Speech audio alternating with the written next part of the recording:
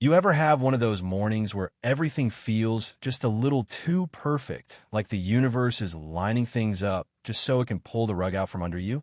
That's how it was for me, the day my world got thrown upside down by a mop and a face from my past. Yeah, I'm talking about the day Isaac Donovan, billionaire CEO, the guy with the penthouse and the custom Italian suits, walked through the lobby of my company and saw Leona Brooks, the girl I'd loved and lost 20 years ago, down on her knees, scrubbing my marble floors like she was just another invisible worker in my empire. You know what I mean? The kind of shock hits you right in the gut, no matter how many zeros are in your bank account. Let me back up. The essence of an enterprises was my life. 38 years old, build it all from scratch, respect from people who matter, and if I'm being honest, from a lot who don't. But none of that prepared me for seeing Leona again. Her hair was tied back, face older, but still her.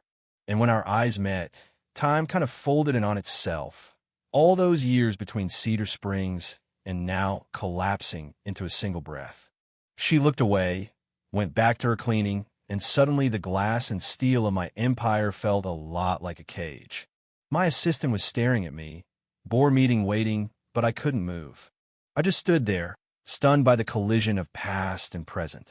I pulled myself together enough to cancel that board meeting, first time in my life I'd ever done that, and I walked up to Leona, trying to find my voice. She kept things strictly professional, called me Mr. Donovan, told me she'd be out of my way soon. That hit me harder than I want to admit. I told her it was me, Isaac. She looked up, just for a second, and the hurt in her eyes about knocked me over. There's nothing in business that prepares you for the moment you realize someone you cared about has suffered, and you had no clue. She told me about her mother dying 6 months after I'd left for college, how she had to sell the house, no money for school, nothing. I didn't know how could I. I tried to tell her I'd looked for her, that I'd written letters, but she never got them. We pieced together the fact that maybe, just maybe, her mom didn't want us together and kept the letters from her. Doesn't matter, she said, and maybe she was right. But I wanted another shot, so I asked her to meet me after her shift.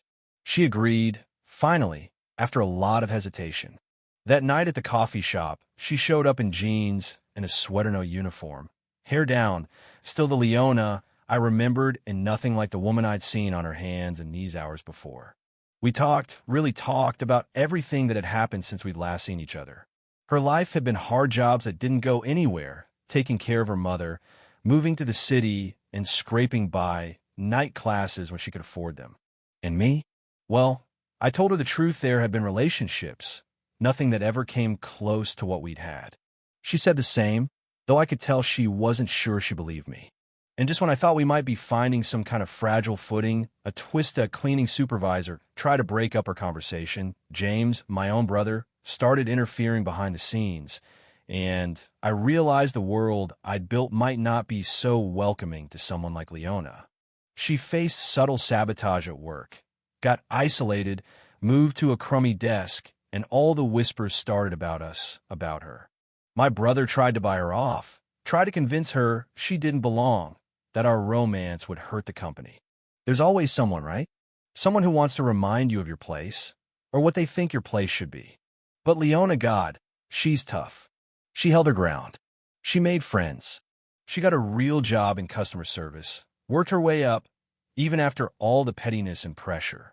She never asked me for anything, never let me fight her battles. She wanted to be seen for who she was, not just the girl I used to know, or the distraction everyone whispered about in the halls. And through all of this, we kept finding our way back to each other dinners, long talks, a night together that was more about comfort and connection than anything physical. I let her see my world-me penthouse, the city from above, the books and art that still made me feel like a kid from Cedar Springs, not some business magazine caricature. She let me see hers, a tiny apartment, textbooks for her night classes, a resilience that humbled me more than any corporate deal ever could. But then, just as things started to feel possible, the next twist, James unleashed his final weapon. He sent Victoria, his socialite friend, to show Leona a folder of photos, all of me at events with women from my world. And James offered Leona a fat severance check to walk away quietly. Can you imagine? I've seen takeovers less ruthless than that. And it almost worked. She pulled back, said maybe we were just living in the past, that our worlds would never fit. Maybe she was right. For a while, we stopped talking. A week later, as I tried to lose myself in work, the whole damn thing blew up. Scandal, fraud, my brother the center of it, company stock tanking, the media hounding us. I was staring into the abyss, thinking about all the people who depended on the company. And there was Leona, soaking wet from the rain, standing in my penthouse, saying she'd come to see if I was okay. Not for my money, not for my reputation for me.